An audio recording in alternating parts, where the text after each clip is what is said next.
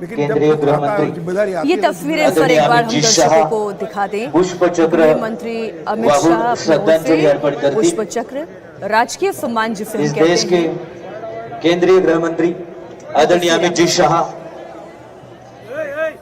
पुष्प चक्र भेंट चढ़ा के श्रद्धांजलि अर्पित करेंगे।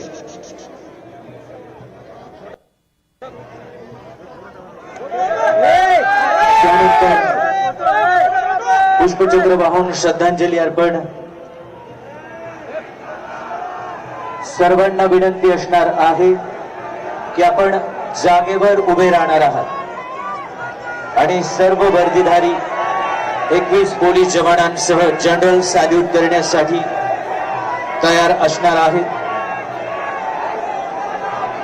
पोलीस बँड पथक पुष्पचक्र वाहून श्रद्धांजली अर्पण केल्यानंतर मानवंदना देणार आहेत।